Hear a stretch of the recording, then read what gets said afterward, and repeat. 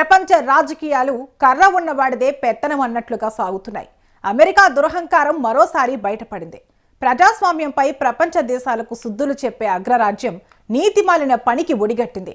Latin America దేశం వెనుజువేలాపై నిస్సిగ్గుగా దాడి చేసిన అమెరికా సేనలు ఆ దేశ అధ్యక్షుడిని బందీ చేశాయి. అప్రజాస్వామికంగా వ్యవహరించిన అమెరికా తన చర్యలను సమర్థించుకోవడం సిగ్గుచేటు.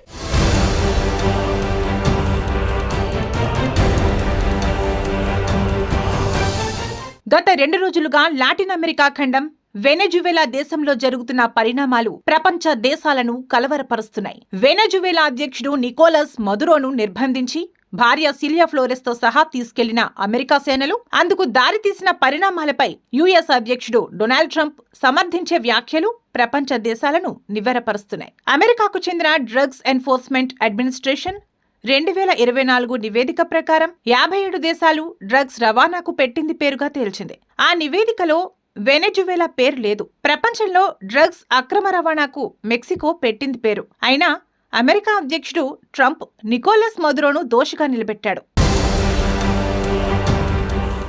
అధ్యక్షుడు నికోలస్ మదురోను అమెరికా సైన్యం బంధించి తీసుకెళ్లిన సమయంలో ఆగ్రహం వ్యక్తం చేసిన వెనెజువేలా తాత్కాలిక అధ్యక్షురాలు డెల్సీ రోడ్రిగ్జ్ ఇప్పుడు అమెరికా ప్రభుత్వంతో కలిసి పనిచేయడానికి సిద్ధంగా ఉన్నట్లు ప్రకటించడం గమనార్హం. అంతర్జాతీయ చట్టాల పరిధిలో పరస్పర అభివృద్ధి లక్ష్యంగా అమెరికా ప్రభుత్వంతో కలిసి పనిచేసేందుకు సిద్ధంగా ఉన్నామని రోడ్రిగ్జ్ ప్రకటించారు. ఈ మేరకు ఆదివారం రాత్రి రోడ్రిగ్జ్ ఒక ప్రకటన విడుదల చేశారు. అయితే మదురోను అమెరికా బలగాలు పట్టుకెళ్లినప్పుడు రోడ్రిగ్జ్ తీవ్రంగా వ్యతిరేకించారు. మదురోను వెంటనే వెనక్కి తీసుకురావాలని డిమాండ్ చేశారు. దేశానికి ఒకరే అధ్యక్షులుగా ఉన్నారు, ఆయనే మదురో అని తేల్చి చెప్పారు. అయితే రోడ్రిగ్జ్ తాత్కాలిక ఉపాధ్యక్షురాలిగా ఎన్నికైన తర్వాత డొనాల్డ్ ట్రంప్ ఆమెను తీవ్రంగా హెచ్చరించారు. అమెరికాను ఎదిరిస్తే తీవ్ర పరిణామాలు తప్పవని వార్నింగ్ ఇచ్చారు. ఆమె సరైన నిర్ణయాలు తీసుకోకపోతే మదురో కంటే పెద్ద మూల్యం చెల్లించాల్సి వస్తుందని స్పష్టం చేశారు. దేశాధ్యక్షుడిని అపహరించుకుని పోయాక వెనెజువేలాలో పరిస్థితి అగమ్య గోచరంగా మారింది. అమెరికా చర్యలను తప్పుబడితే ప్రాణాలకే ముప్పని ఎవరూ మాట్లాడటం లేదు. ఒకరిద్దరు మంత్రులు మాట్లాడినా అమెరికా వారిని కట్టడి చేసింది. దేశ పౌరులు ఎప్పుడు ఏం జరుగుతుందో తెలియక ఆందోళన చెందుతున్నారు. వెనెజువేలాలో ప్రస్తుతం ఆహారం, ఔషధాలు, కరెంటు కొరత ప్రజలను ఇబ్బంది పెడుతున్నాయి. అమెరికా దాడుల్లో పవర్ గ్రిడ్స్ దెబ్బతినడంతో పలు ప్రాంతాల్లో విద్యుత్ లేక అంధకారం అలుముకుంది. కమ్యూనికేషన్ వ్యవస్థకు తీవ్ర అంతరాయం ఏర్పడింది. అమెరికా దళాలు ఆ దేశ రాజధాని కారకాస్ ఎయిర్పోర్ట్ పై దాడి చేయడంతో రాజధాని నుంచి 100 కిలోమీటర్ల వరకు ఎలాంటి వైమానిక ప్రయాణ సౌకర్యం లేకుండా పోయిందని సమాచారం. ప్రజలు ఆహారం కోసం అల్లాడుతున్నారు. షాపుల వద్ద పెద్ద క్యూలు ఏర్పడ్డాయి. పౌరుల్లో భయం, అనిశ్చితి, ఆందోళన నెలకొంది. ఫ్యూర్టే చుయెనా వద్ద అధిక నష్టం వాటిల్లింది. విద్యుత్తు స్తంభాల నుంచి అక్రమంగా వైర్లను లాగి కొందరు ఫోన్లకు ఛార్జింగ్ చేసే వ్యాపారం ప్రారంభించారు. ప్రస్తుత పరిస్థితులపై స్థానిక సంస్థలు కానీ ప్రభుత్వం కానీ ప్రజలకు ఎలాంటి ప్రకటనలు, సూచనలు చేయలేదు.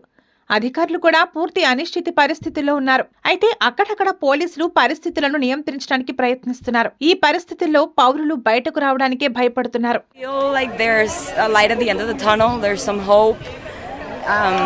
I feel like there will be a space that will become our own for every Venezuelan out here and every Venezuelan in Venezuela too.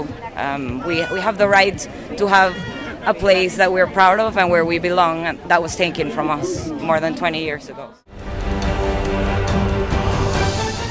వెనెజువేలాపై America సైన్యం చేసిన దాడిలో కనీసం 40 మంది ప్రాణాలు కోల్పోయినట్లుగా వెనెజువేలా మీడియాలో వార్తలు వస్తున్నాయి. మృతుల్లో సైనికులతో పాటు సాధారణ పౌరులు కూడా ఉన్నారు. వెనెజువేలాపై చేసిన దాడిలో తమ వైపు ఎలాంటి ప్రాణ నష్టం సంభవించలేదని అమెరికా అధ్యక్షుడు డొనాల్డ్ ట్రంప్ వెల్లడించారు. వెనెజువేలా సైన్యం, ప్రభుత్వంలోని కీలక వ్యక్తులను ప్రలోభపెట్టిన అమెరికా అధ్యక్షుడు నికోలస్ మదురో కదలికల్ని వారి నుంచి ఎప్పటికప్పుడు తెలుసుకుంది. గత కొంతకాలంగా తెర వెనుక మంత్రాంగం నడిపిస్తున్న అమెరికా కొద్ది రోజుల క్రితం వెనెజువేలా పడవల్లో డ్రగ్స్ ఉన్నాయని ఆరోపిస్తూ పనామా సమీపంలో దాడులు చేసి పేల్చివేసింది. This has been like a roller coaster, emotionally speaking, but now in this very moment, a little bit more calm. we think that we have gotten an important first step toward this transition to democracy. As a Venezuelan, we are very, very much thankful to President Trump for this commitment to eliminate Maduro from that has been kidnapping the whole society, our whole economy, who has been destroyed, the country completely looted and converted our country in a hub of terror and terrorism. This is not Venezuela. America చర్యతో రాబోయే రోజుల్లో చమురు మార్కెట్లో గణనీయమైన మార్పులు రాబోతున్నాయి. వెనెజువేలా చమురు పరిశ్రమలో భారత కంపెనీల పెట్టుబడులపై తాజా పరిణామాలు ప్రభావం చూపే అవకాశం ఉంది. అమెరికా బరితెగింపు చూసి తైవాన్ మీద చైనా కాలు దువ్వే ప్రమాదం పొంచి ఉందని వార్తలు వస్తున్నాయి.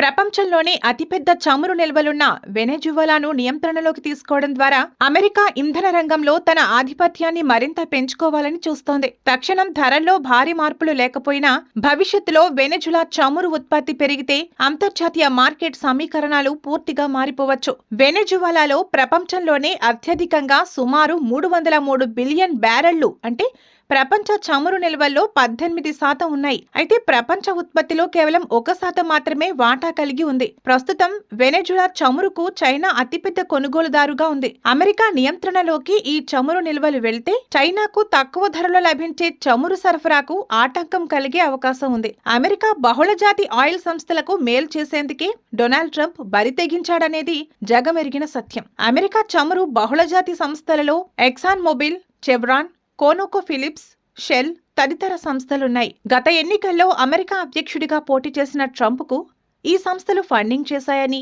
వాటికి మేలు చేసేందుకే ట్రంప్ ఈ దుస్సాహసానికి ఒడిగట్టారని విశ్లేషణలు జరుగుతున్నాయి. వెనెజువెలా అధ్యక్షుడిగా చేసిన హ్యూగో చావెజ్ 2005లో భారత పర్యటనకు వచ్చినప్పుడు వివిధ ఒప్పందాలు జరిగాయి. ముఖ్యంగా ఆ దేశ ఆయిల్ రిఫైనరీలో భారత్ పెట్టుబడులు పెట్టింది. ప్రభుత్వ రంగ సంస్థలైన ఓఎన్జీసీ విదేశ్, ఇండియన్ ఆయిల్, ఆయిల్ ఇండియా అక్కడ చమురు క్షేత్రాల్లో భాగస్వాములుగా ఉన్నాయి. సాన్ క్రిస్టోబల్ వంటి ప్రాజెక్టుల్లో ఓవీఎల్ వాటా కలిగి ఉంది. Reliance industries, Nayara energy, MRPL వంటి సంస్థలు వెనెజువెలా నుంచి భారీగా ముడి చమురు దిగుమతి చేసుకుంటున్నాయి. వెనెజువెలా నుంచి వచ్చే హెవీ క్రూడ్ను మన దేశీయ రిఫైనరీలు శుద్ధి చేసి అంతర్జాతీయ మార్కెట్లో విక్రయిస్తాయి. చమురు తర్వాత వెనెజువెలాలో లోహ నిల్వలు పుష్కలం. వెనెజువెలాలోని అతిపెద్ద ఐరన్ ఓర్ కాంప్లెక్స్ నిర్వహణ బాధ్యతలను స్వీకరించడం ద్వారా జిందాల్ గ్రూప్ అక్కడ తన పట్టు పెంచుకుంది. ఇంజనీర్స్ ఇండియా కరాకస్లో తన కార్యాలయాన్ని ఏర్పాటు చేసుకుని మౌలిక సదుపాయాల అభివృద్ధిలో సాంకేతిక సహకారాన్ని అందిస్తోంది. వెనెజువెలా ఆరోగ్య రంగంలో భారతీయ ఔషధ కంపెనీలైన సన్ ఫార్మా, గ్లెన్మార్క్ అక్కడ సొంత యూనిట్లు ఏర్పాటు చేశాయి. సిప్లా ఇక్కడి నుంచి ఔషధాలు ఎగుమతి చేస్తోంది. ఒకప్పుడు అక్కడ బలంగా ఉన్న డాక్టర్ రెడ్డీస్ ల్యాబ్స్ మారుతున్న ఆర్థిక పరిస్థితుల దృష్ట్యా 2024లో తన వాటాలను విక్రయించి వ్యూహాత్మకంగా వైదొలిగింది. అమెరికా చర్యను ఇప్పటి వరకు ప్రపంచ దేశాలు గట్టిగా వ్యతిరేకించలేదు. ఉక్రెయిన్ యుద్ధంలో కూరుకుపోయిన రష్యా ప్రతిఘటించే పరిస్థితి కనిపించడం లేదు. తాజా పరిణామాలను పరిశీలిస్తున్న చైనా అదును చూసి తైవాన్ మీద దాడి చేసే అవకాశం లేకపోలేదు. అమెరికా దారిలోనే చైనా సాగితే ప్రపంచ రాజకీయాలు మారిపోతాయనడంలో సందేహం లేదు. మూడో ప్రపంచ దేశాల్లో ఏం జరిగినా మానవ హక్కుల పేరుతో హంగామా చేసే యూరోపియన్ దేశాలు కిమ్మనకుండా చూస్తున్నాయి. ఐక్యరాజ్య సమితి ఉత్సవ విగ్రహంగా మారింది. యునిసెఫ్ కు పూర్తిగా నిధులు నిలిపివేసిన అమెరికా ప్రపంచ ఆరోగ్య సంస్థ, యుఎన్డిపి తదితర సంస్థలకు విడుదల చేసే నిధుల్లో భారీగా కోత విధించింది. గతంలో వెనెజువెలా నుంచి చమురు దిగుమతి చేసుకున్న భారతదేశంపై అమెరికా ఒత్తిడి చేయడంతో దిగుమతులు ఆగిపోయాయి. తాజాగా వెనెజువెలాలో జరుగుతున్న పరిణామాలపై భారత్ అధికారికంగా స్పందించలేదు. ఎవరు ఏం మాట్లాడినా ఆ దేశంలో చిచ్చు పెట్టడం అమెరికా విధానంగా మారింది. దీంతో ప్రపంచ రాజకీయాల్లో అమెరికా ఆడిందే ఆట, పాడిందే పాట అన్నట్టుగా సాగుతోంది. రష్యా నుంచి ఆయిల్ దిగుమతులు ఆపకపోతే భారత వస్తువులపై టారిఫ్లు పెంచుతానని తాజాగా డొనాల్డ్ ట్రంప్ హెచ్చరించారు. ప్రధానమంత్రి నరేంద్ర మోడీ తనకు మిత్రుడంటూనే ఈ హెచ్చరిక చేయడం గమనార్హం. నీతి నియమాలు ఎదుటివారికే అన్నట్లుగా ప్రవర్తించే అమెరికా నీచ రాజనీతి ఆధునిక రాజకీయాల్లో ప్రపంచానికి పట్టిన పీడ అని అంతర్జాతీయంగా విశ్లేషణలు జరుగుతున్నాయి.